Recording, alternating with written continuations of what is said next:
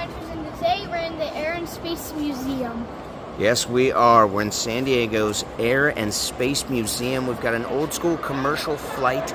Look at these tiny little windows, and I don't even know how that thing got off the ground. We've got a fighter helicopter, a fighter jet, another jet that just looks teeny and scary. We've got a water-based airplane that just could land aquatically. This is the main center atrium, but today, right now, they've also got a Ford V8 Deluxe Roadster from 1933 and a Ford Phaeton from 1932. Look at these cars. I mean, they are fantastic. Let's see what else we can see inside the museum itself. We've got the GB Super Sportster. Just look at the shape of this tiny little, really fast aircraft. The GB Super Sportster. We've got an Ecuador plane that flew over Ecuador on a famous flight, a helicopter kids can get into, closed for the free Tuesdays, there's too many people here, and of course, an endless array of old airplanes. Wow, just look, there's gliders, there's single engine Cessnas, there's air transport air mail. So, bringing the mail to wherever you need. We're gonna go up these stairs. Peony Adventures at the Air and Space Museum. Random engines for you to see. We've got a super old plane right here. Two-person. As you can see, sky rides. Yeah, that's right, sky rides for 15 cents. Maybe it says $15, I can't tell. That would make more sense. And of course, the debunked Pacific Southwest Airlines timeline of its existence from the 40s up to the 80s does not exist anymore. We've got old Pacific Southwest Airlines memorabilia, including the flight attendant wings and some of the old get-ups that these very nice stewardesses would wear over the years. We got 80s, 70s, getting into the 60s, and of course, the 1950s. There's a bit of a glare, but you can still basically see what was once a very great airline that has long since been debunked. There are also vintage pictures and small models of many of the aircraft.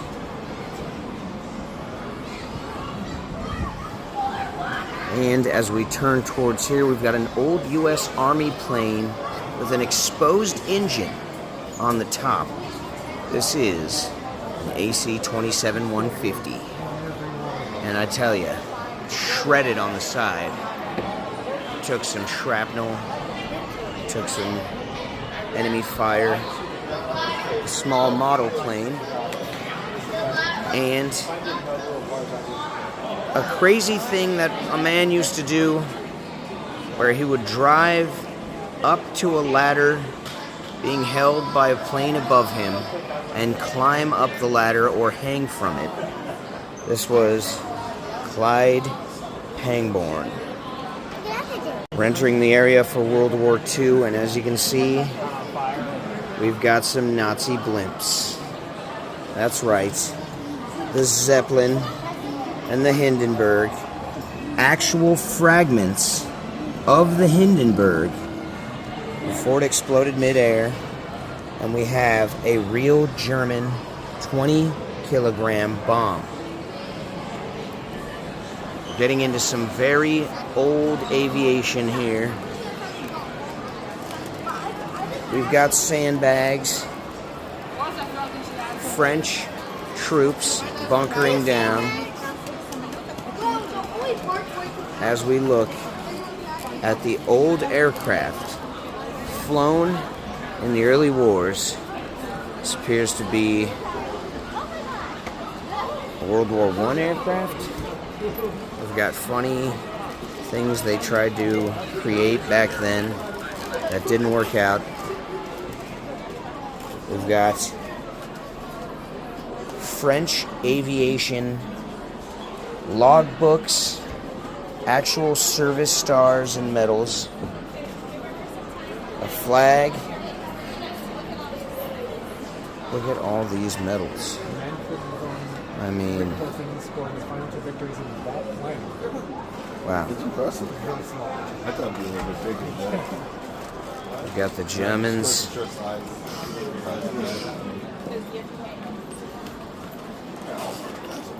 Aircraft machine gun.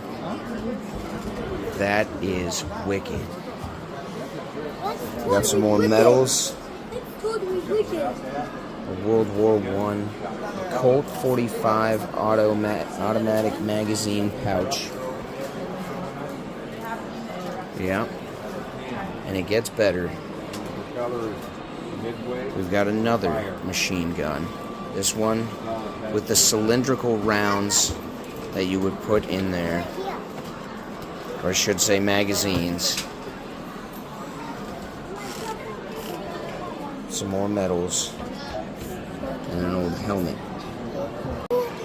We've got aircraft next to us, above us, around us. We've even got the basket of an old air balloon. That would be a freaky thing to experience. And of course, an old ambulance, an army ambulance, with a couple of hard workers in the front seat. As we move towards this area, we've got more memorabilia,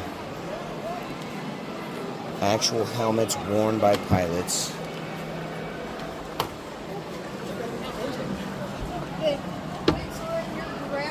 actual pictures of pilots, a timeline of the wars leading up to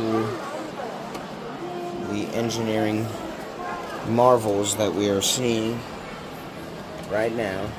Another aircraft machine gun. Just look at that barrel. E, what's your favorite part here? My favorite part. His favorite fart. My favorite part so far is probably when we went up to the thing. His favorite fart is when he went up to the thing. I meant to say Just part. look at this Curtiss engine. Wow. Propeller up top. Doesn't get much better than that. Here we have the Fokker Dr. 1. That's correct. I'm not being inappropriate. It is the Fokker, and it is Dr. 1. It's I'm sure it's DR. Snoopy, which my kid thinks is the same thing as Snoop D-O-double-G. No, don't even. It's Snoop Dogg. The Fokker. Flown by Gaylord Fokker from Meet the Parents. And also Snoop Dogg. Very interesting. We've got another angle of all these high-flying aviation models. One crazy fact about this museum is that it burnt down. I believe it was in the 70s. And everything got rebuilt. Aside from some other... Oh, yep, there it was. 1978, this museum burnt to the ground. And they actually had to rebuild some of these. Most of them are replicas. Or they brought in others from other museums. You can see right here the actual way that the propeller works mechanically. Cylinder fan propeller. We got the airmail transport truck. and opens back up to this main area with some informational videos from different genres, the 1930s, the 1950s, into the 60s. Some other debunked airlines, Capital Airlines, Interstate, Sky Cruises, Western Airlines, many of them conglomerates with Southwest, Alaska, United, Delta. They could have been bought out. Oh, I see, that's right. It's Amelia Earhart telling us about her famous flight where she vanished, attempting to transport herself across the entire globe in the same plane, but was lost near the Bermuda Triangle. Section for the women of aviation. Johnny Yeager, Julie Clark, Geraldine Mock, trophies they've won, get-ups they wore, Fran Barra, and Bessie Coleman. Right here we have a hurricane. That's right, a hurricane simulator. You pay a couple bucks, you go in, and it blows the heck out of you as if you were in the middle of a hurricane. And some various famous aviation individuals from history, including Alan Roger Mullally, yes, who joined Boeing. We've got many famous pilots over the years. Sir Geoffrey de Havilland, each one famous in their own right for something or other. And this was the San Diego to Ecuador famous flight that has occurred twice. The Ecuadorians love aviation.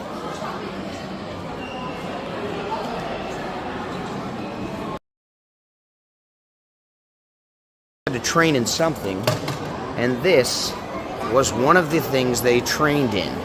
This tiny little thing called a link trainer that is in and of itself a small compartment to be in. We've got the B-24D-7 Co, the Eager Beaver right here. This marvel of aviation looks pretty exciting. I wish I could fly it. We have Patches O'Houlihan's jacket, a world-famous dodgeball player. I'm joking, of course. It's not Patches O'Houlihan's. Look at this jet engine. You can see all the mechanics that go along with building the Junkers Jumbo 004 B1 jet engine. We've got another animatronic robot. This is Benjamin Davis Jr. Yes. Became the first brigadier general in the U.S. Air Force of color. That's correct. We've got some breaking barriers, black Americans in aviation. Some aviation gloves. And money. Little flask for a sip. The Flying Tigers in China in the 1940s. You often don't think of China when you're referring to the World War II different countries involved. However, no one escaped the destruction of World War II. And obviously Japan, right off the coast of China, was a close enemy. We can see right here as we enter a bunker. We've got a Purple Heart given to this young man, Captain Stanley Anderson of the United States Air Force. Did he create Stanley's? He created Stanley Cups, according to Claire. That's correct. Yeah. He was the one who thought, why shouldn't we have a cup with a top that's a hard metal cup? No, he did not create Stanley Cups. Eagle Squadron. We've got some of the Allies on this side, but when we turn over here, we've got some of the Luftwaffe. As you may know, the Germans and the Japanese are the enemies of the Allies in World War II. Here we've got a Luftwaffe victory stick given to someone who had shot down Allied planes. One of the more interesting forms of Nazi propaganda in this museum is this right here. Hitler will send no warning. Dig for victory. Britain shall not burn. People needed reassurance when horrible things were happening to them. We've got a very old, what's called the Victrola talking machine. Yes, the Victor talking machine from Victrola. We've got some more medals. And look at this beautiful sword right here with a pristine blade.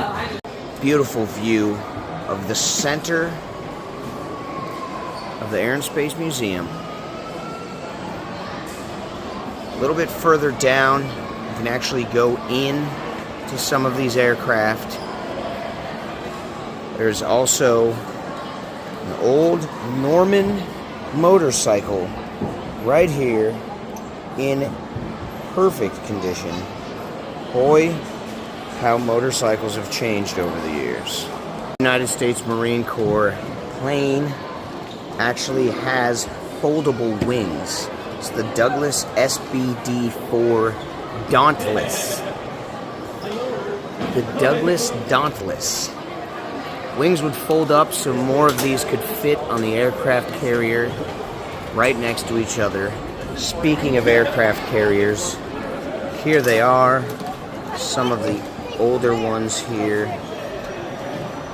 Another older aircraft carrier here with amazing detail showing the loading up of some fighter planes. And finally, a more modern aircraft carrier with this signifying number 72 compared to the 1922 version, which is just basic and has hardly anything to it. Dot would signify enemy Japanese aircraft, many of which are still in wooded areas on random islands or somewhere in Japan itself.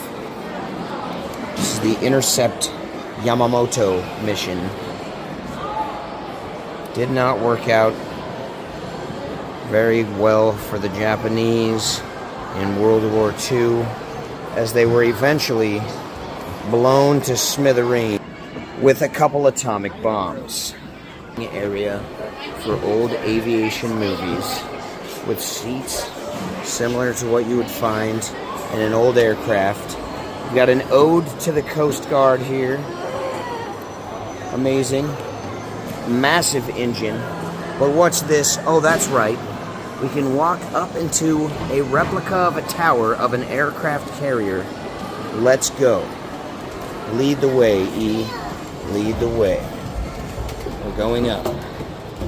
We're going to keep going up into the captain's quarters of an aircraft carrier replica.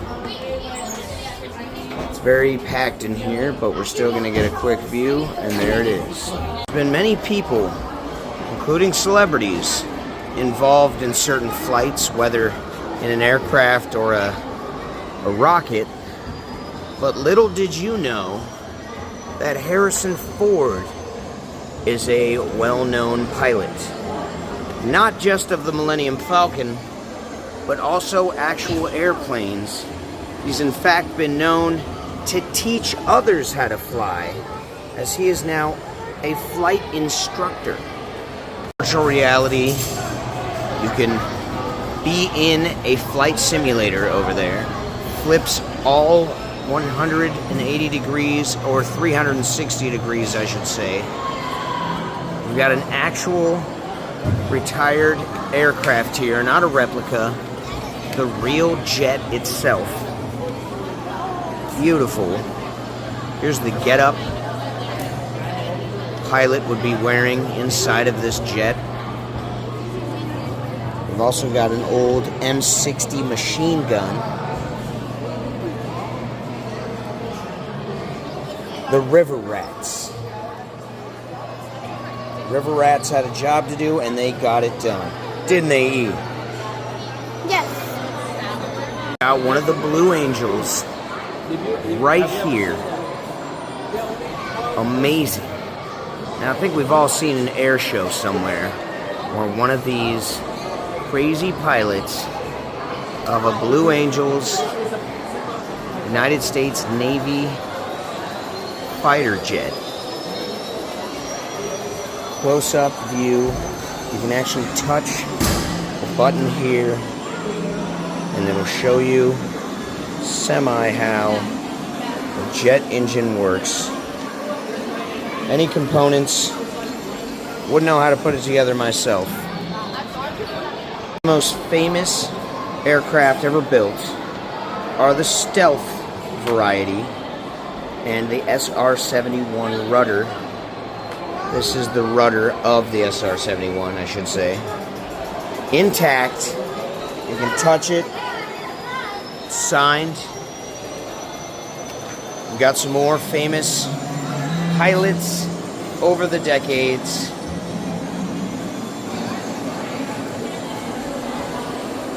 The Blue Angels. The backside of the jet engines. Oh, wow. And then a full jet engine showcasing the mechanics inside, leading up to a tribute to September 11th with an actual police car that was at ground zero and chunks of debris from the falling buildings. Terrorist attacks, September 11th. And the last and final thing, E is showing us the Avion, the lightest car. Yes, that's right. It could go from Canada to Mexico on one tank of fuel, averaging 119 miles per gallon. Never went into major production, but was tested, in fact, on a long road trip. This is the most fuel economy car ever to exist. Hope you enjoyed Peony Adventures at the Air and Space Museum in San Diego, California. Yes, this is Ethan Hanks signing off for another wonderful Peony Adventures. The tour. We'll see you next time. Don't forget to like and subscribe if you want to see more Peony Adventures.